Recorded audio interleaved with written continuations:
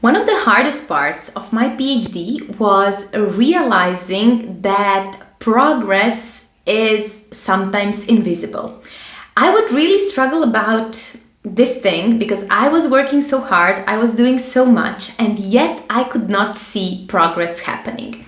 And actually, what I learned is that in science and in research, progress is often so small that if you are not careful, it might look like it's something invisible. Like allegedly it's happening, but you are not quite, you cannot feel it, you cannot see it, you do not have any tangible results that actually prove that you are making progress. You have this bunch of failed results, failed experiments, failed hypotheses, and you're wondering, okay, how does progress even look like in research? And the frustrating thing is that you are working super hard. At least for me, it was that part. Okay, what am I even supposed to do? Like, I cannot physically work more than that. And yet I would not still see any physical manifestation of my work. Everything would be like failed experiment, failed results, failed model, hypothesis failing all over the place and so on. So how can you make sure that this doesn't happen to you and that you, despite all of this nature of research that is simply what it is, how can we make sure that we are seeing the progress and that we make this exercise of making our own progress visible so we do not go down the rabbit hole of frustration, procrastination, and procrastination because of frustration, anxiety, and so on.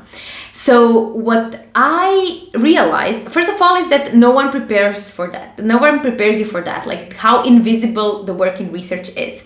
So the thing that I found worked well for me, and now I'm implementing that with my clients, and it's working quite well for them as well, is to make sure that this invisible work, that you make this invisible work visible. And what I mean by that? I mean by proving that you are actually doing something. Because sometimes I remember that I would go to the lab and I would had to fix my mathematical model that I was working on, and I just couldn't fix it because, I don't know, I wasn't inspired that day, or I tried a bunch of things that they didn't work, and then I would go home and I would feel like, what is it that I did today? Like, I achieved literally nothing. So this is quite a frustrating place to be, and especially if it happens again and again and again, and we all know that in research it happens again and again and again. So what I found works quite well was to make sure that I make my work visible. And sometimes this would look like just like turning all of these loose thoughts that I have about my research into something coherent. Like, write a few sentences about it, write a few bullet points, or make sure that I could tidy up my code, or tidy up a figure that I have generated, but it was like I just wanted to see a bunch of results and it didn't have the axis, it didn't have the legend, it didn't have the title, and so on.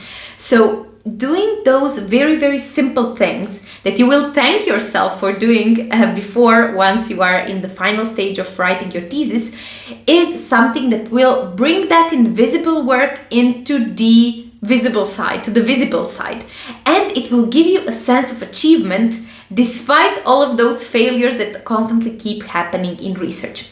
So I really want to invite you to do that, especially if you're in that place that you are feeling that you keep working and you do not see anything to prove that you are working. So if you're in that place, which can be a quite dark and lonely place during a PhD, I would highly suggest that you do this exercise. Like, every day you try to make your work a little bit more visible as something that you can see. For example, as I said, figuring out, making a plot, or tidying up a plot, organizing your code, organizing your figures, writing a few paragraphs or a few sentences even about your research, about some conclusions and so on. Because this is the thing that then brings you the difference of knowing that your work is actually happening, that your progress is happening, and that you are moving forward. Having said that, if you are in that stage of your PhD, of your research, that you feel that your work doesn't make sense at all, you have a few half-written draft in one I don't know, in one Google Drive. Then you have another thing scattered in a random folder. Then you have a final version 2 of a paper that is everything but a final version. If you feel that your results, you have a bunch of results, but they do not connect into one coherent story, you don't know how to put them together so that you can actually write about that and write your thesis and then submit it. And of course you cannot write about that because you don't know what to write about and you are then procrastinating and so on. I want to invite you to schedule a completely free intro coaching call with me. I will put the link down below in the description where we can see exactly and pinpoint what is your current problem, what are some possible solutions that you can take from there, what are some steps that you can make in order to be closer to that submission, and of course see if we are a good fit to work together, so I can help you, guide you through that process of actually making sense of your research, making sure it's written in a coherent and cohesive way, and then finally you can submit it. So I hope you found this video useful, and as always, see you in the next few days with another video. Bye bye.